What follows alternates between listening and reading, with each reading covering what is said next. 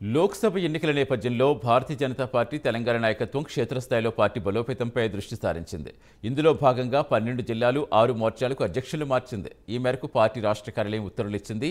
కొత్తగా నియమితులైన మోర్చా జిల్లా అధ్యక్షులకు పార్టీ రాష్ట్ర ప్రధాన కార్యదర్శి ఫోన్ చేసి సమాచారం అందించారు.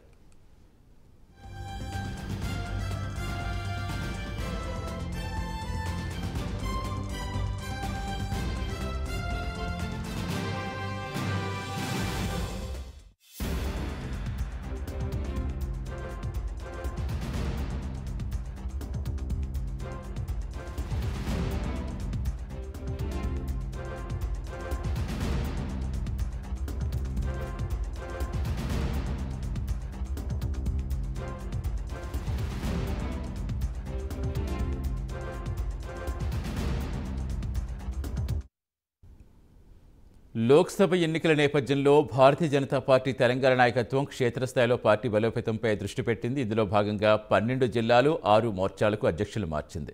పూర్తి సమాచారం ఇచ్చేందుకు మా కరెస్పాండెంట్ ప్రేమ్ జాయిన్ అవుతున్నారు. Good morning Prem. సో మొత్తానికి ఎలా చూడాలి ఈ మార్పులు?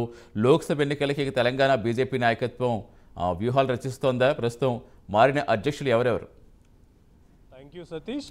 అయితే ప్రస్తుతం తెలంగాణలో జరగబడినటువంటి అంటే ఇప్పుడు దేశవ్యాప్తంగా జరిగినటువంటి పార్లమెంట్ ఎన్నికల్లో భాగంగా కూడా తెలంగాణలో ఉన్నటువంటి 17 పార్లమెంటు స్థానాల్లో కనీసం 12 స్థానాలైనా కూడా ఖచ్చితంగా బీజేపీ కైవసం చేసుకునే విధంగా కూడా అంశాలపైన కూడా చాలా దృష్టి పెట్టిందని కూడా చెప్పుకోవచ్చు. అయితే ఈ నేపథ్యంలోనే ప్రస్తుతం గత అసెంబ్లీ ఎన్నికల్లో జరిగినటువంటి పొరపాట్ల నేపథ్యంలో ప్రస్తుతం ఈ పార్లమెంట్ ఎన్నికల్లో ఎలాంటి పొరపాట్లు జరగకుండా ఉండాలనే నేపథ్యంలో కూడా ప్రస్తుతం పూర్తి స్థాయిలో కూడా అన్ని అసెంబ్లీ సెగ్మెంట్లకు సంబంధించి అలాగే జిల్లాల వారీగా ఉన్నటువంటి అధ్యక్షులపైన ఇప్పటికే ఢిల్లీ హైకమాండ్ కూడా పలు అంశాలపై కూడా ఫిర్యాదులు కూడా వెళ్ళినట్టుగా కూడా తెలుస్తుంది. ఈ నేపథ్యంలోనే దీనిపైన క్రాస్ ఎంక్వైరీ చేసినప్పటికీ కూడా దాంట్లో ఎక్కువ శాతం కూడా నిజ నిర్ధారణ జరిగినట్టుగా కూడా తెలుస్తుంది. ఈ నేపథ్యంలోనే పలు జిల్లాలకు సంబంధించి అధ్యక్షులను కూడా మార్చినట్టుగా కూడా తెలుస్తుంది. దాంతోపాటుగా కూడా 6 అంటే మైనార్టీ సెల్ మినహా మిగతా 6 మోర్చాలకు సంబంధించినటువంటి అధ్యక్షులను కూడా మార్పు చేయడం జరిగింది. ముఖ్యంగా చెప్పాలంటే గత అసెంబ్లీ ఎన్నికల్లోకి వెళ్ళినప్పుడు గతంలో ఉన్నటువంటి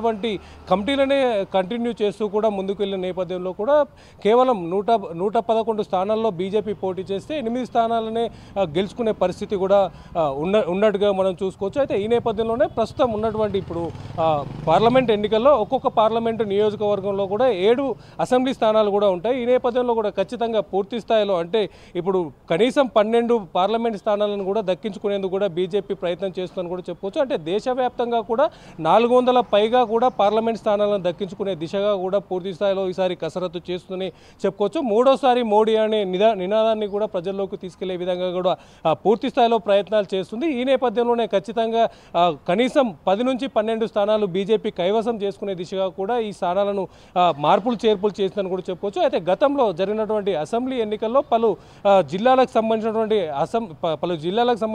అధ్యక్షులు కూడా పూర్తి స్థాయిలో పనిచేయలేదు. వాళ్ళు కొంత మేరకు అసంతృప్తితో పనిచేశారనే విషయం పైన కూడా క్లారిటీ తెచ్చుకున్నటువంటి ఢిల్లీ హైకమాండ్ వారి యొక్క ఆదేశాలని పాటిస్తూ కూడా రాష్ట్ర నాయకత్వం కూడా 12 మంది రాష్ట్ర అధ్యక్షులను అలాగే 6 మోర్చాలకు సంబంధించినటువంటి అధ్యక్షులను కూడా మార్చేసి కొత్త వారికి కూడా అవకాశం కల్పించారు. సతీష్.